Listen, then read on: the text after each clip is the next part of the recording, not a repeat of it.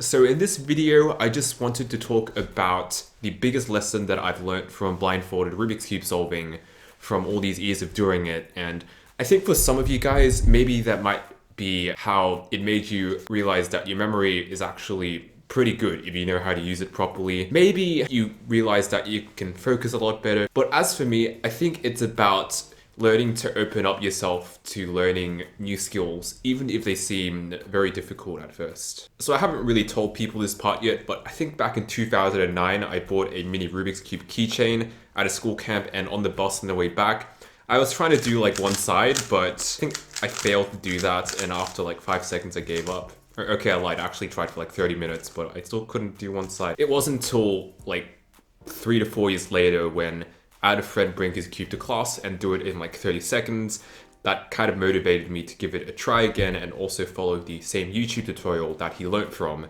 And through doing that, initially I had a bunch of trouble solving the cross because back when you're new to this, your spatial recognition of the cube sucks ass. And that took a while, but through adversity and stuff, I managed to overcome that. And then it was just like solving the corners and then the edges and then the last layer, which was broken into further steps. And then soon enough, I was able to finally solve a puzzle that I thought was like pretty much impossible not so long ago. And then I'd look up the people that did blindfolded solving and I'd be like, okay, that's just a different level entirely. And then I just kind of remember what I did when I tried to learn to solve it with my eyes open, and that is just breaking down this seemingly impossible task, which is kind of like the perception of people that don't know how to do it. And then it was something quite similar when I reached solving the cube blindfolded in under 1 minute. So just breaking down the logical steps, how to memorize properly, pausing less, and all that kind of stuff. And then something similar happened for sub 30. So I'd always look beyond to the sub 1 solver and be like, that's way too fast for me. And then I'd reach that and be like, okay, I'm that fast sub 1 solver now.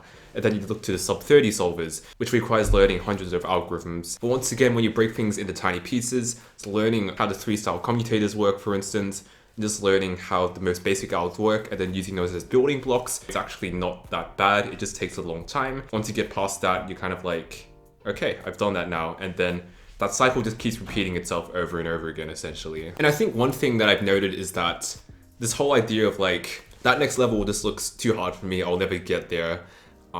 That kind of idea seems to always be like echoed by people that haven't really reached that level yet. So for instance, before I learned to solve the cube for the first time, the average sort of consensus was like, this is like a puzzle for like, you know, really smart or intelligent people. This is like impossible. And then you go to learn to do it. By breaking things down and not really listening to that a voice that comes from people that haven't really tried it themselves. And then once you get to that stage, it might just happen over and over again. So same thing for blindfolded solving. Maybe the cubists that haven't really tried it much, but it just kind of looks mind-boggling to them. But once you learn it and break it down logically into small pieces, then it's actually very manageable because fundamentally, complex and difficult things are made out of simple things. And when you look at things that way, in some weird sense, nothing's really hard if you narrow down things to small enough chunks. Which is pretty whack because this can apply to something even as absurd looking as blindfolded solving. But pulling another example you guys might have seen me and something totally out of the Rubik's Cube sort of niche was another hobby I picked up recently called free skating. And I think to most of you guys, it probably looked like the next level skateboard. Like this is, you know, way out of your reach. This looks dangerous, as some random guy at the train station said.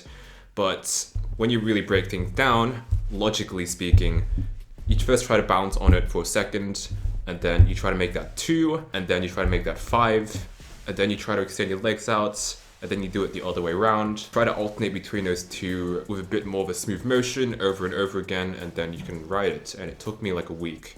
Just like learning to solve the cube with my eyes open and blindfolded. But I think the point I'm trying to get at is that you should block out the voices from the people that haven't really delve their heads into the new skills that you're trying to learn, and to keep an open mind and to try to break things down logically into smaller chunks. And once you do this enough, or do it in a certain skill that's viewed upon as being disproportionately difficult compared to how it actually is, then that could really change your perspective on learning things. And it kind of feels like I could just learn basically anything at the moment. And I feel like there's no better way to teach you that lesson than to essentially learn how to get good at mastering the most outlandish looking thing a a lot of people would have ever seen, which is solving a Rubik's Cube blindfolded quickly. Which is why I made an online course program on it, covering everything from complete beginner to advanced techniques like the ones I've used in my world records. And I can now finally say that enrollment for my blind solving masterclass is now open, so be sure to sign up using the link up there or down there quickly, because spots might fill up, and registration is closing in less than 24 hours, so be sure to jump on the opportunity before it's too late if you're interested. But anyway, let me know what skill you're learning that's